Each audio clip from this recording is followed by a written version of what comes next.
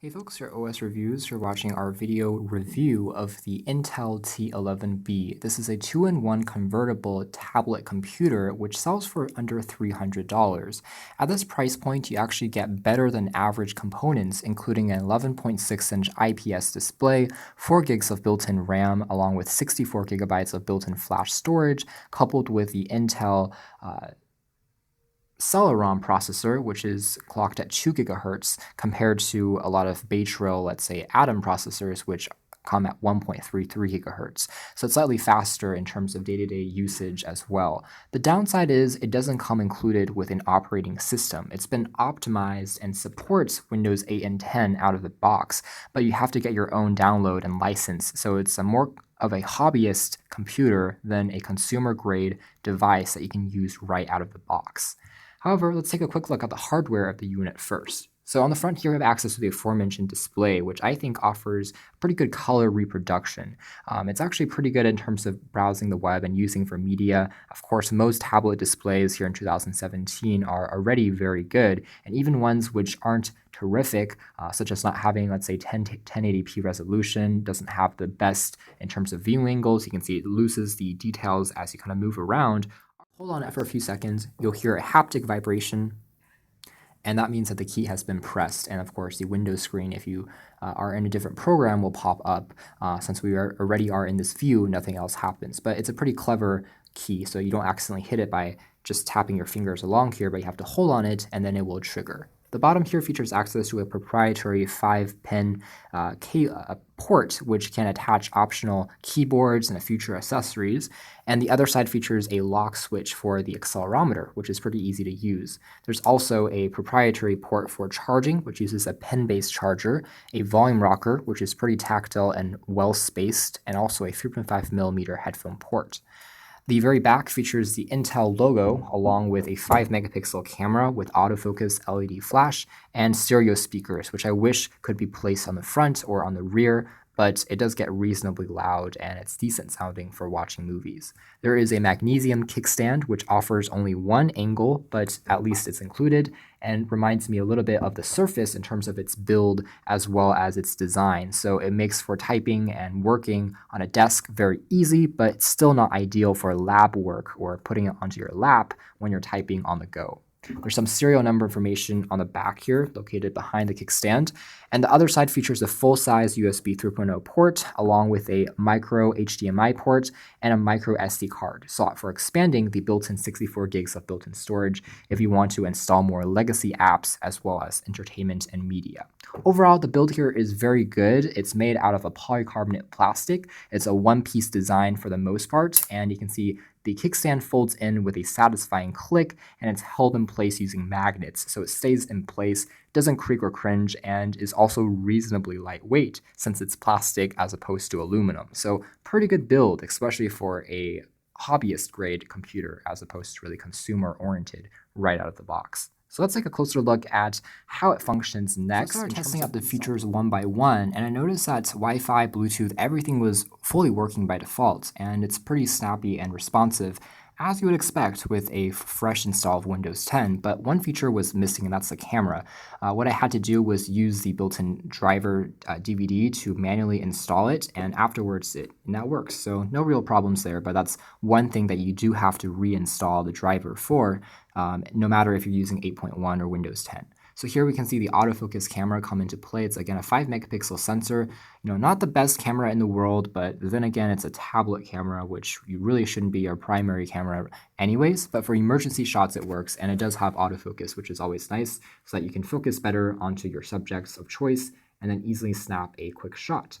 Quick settings on here include turning the flash on or off. You have ISO modes, autofocus, filters, exposure settings, flash, and timer settings as well. So if we turn the light on, it does expose your subjects a little bit better under darker environments. You can also record video up to 720p resolution, so that works fairly well if you have it in one place, since it doesn't have optical image stabilization. And then afterwards, you can click on the thumbnail down below here to take a look at the images that you just took, and of course, pinch to zoom since it supports 10 fingers of multi-touch. Now, it doesn't offer an optional stylus, so a lot of the other tablets with a similar specification range, including 4 gigs of RAM and a slightly better processor, typically come with an additional stylus that uses, let's say, Wacom or an active component for graphic art or for drawing, but unfortunately this one does not have that feature, so it's mostly just used for pen and finger touch as well as keyboard input, so it's not going to be the best choice for graphic artists, and otherwise that's just something to quickly point out. You can edit these images pretty easily and use, let's say, there is Paint 3D to quickly edit photos and rotate it if you want to. You can see here it does come included with the McFree Antivirus Plus software, which they advertise in the box, and indeed I installed it using the code and it now runs just fine. It's offered for 1 year of free service. You can see that general performance in the UI is pretty snappy and the screen is fairly responsive as well, so no real complaints there. Easy enough to toggle back and forth between the legacy mode and the tablet mode for easier finger input if you want to use these tiles just to navigate around. Benefit of being in the tablet mode is whenever a text box appears, you can automatically tap on it and the virtual keyboard will pop up, as opposed to having to tap on the keyboard icon yourself each time to bring this up. I can briefly talk about, let's say, web browsing in terms of performance and also the Wi-Fi. So again, it uses Wi-Fi BG and N. Signal reception is decent. It's fairly strong. I didn't have any problems, but let's tap on the New York Times as a quick benchmark, more complex benchmark of pages with lots of flash elements and ads, and a lot of devices might struggle with rendering. But you can see here that everything does load up pretty respectively. Now, I did expect the performance to be actually a little bit snappier in day-to-day use. This is not bad at all, perfectly fine for an entry-level convertible. In fact, it's very smooth as long as you just have a few tabs open and let's say you're reading text. If you zoom in, you can see everything is super fast at refreshing, and you can see all the complex elements load up just fine as you would expect on a full Windows computer. But since it does run on Intel's Celeron processor, which is granted not Intel Core M or Intel Core I series, should still be better than the Intel Atom series since it's derived from a full desktop processor line. But I did still find the processor sometimes to get a little bit let down, a little bit boggled when I was doing a lot of multitasking as well as sometimes loading up more complex pages. So it's actually very similar, I found, in most performance areas to the Intel Bay Trail Atom chipset. So there's not a huge difference despite the fact that it technically should be a little bit stronger and faster. It does come in play with the extra RAM when you are loading up a more extensive, graphically demanding game, or if you have let's say Photoshop Lite opened up. I wouldn't recommend doing too much Photoshop on here, but it does run a little bit better than, as you would expect, an entry-level Atom with 2 gigs of RAM would, since it's double that memory and has a faster chipset. But again, it still has those occasional moments where it gets a little bit sluggish, so it's not instant snappy as you would find on super high-end tablets. It's something to quickly keep in mind. Here's YouTube using Chrome, and you can see that the pages load up pretty quickly, and you can scrub between videos in terms of where you are very, very well. It plays back full 1080p video as well without any problems and feels snappy enough. So let's try and full screen this so you get a better idea of what media it's like if you are watching it movies or something like that on the display. So it actually works quite well for media consumption as aforementioned. You can kind of hear that the speaker on here is also quite loud. It does produce quite a decent amount of volume separation, especially since they are so far apart. It's kind of a wide 16:9 aspect ratio tablet. So if you're watching movies, it does a pretty good job, but it doesn't have that much bass, so it sounds a little tinny at higher volumes.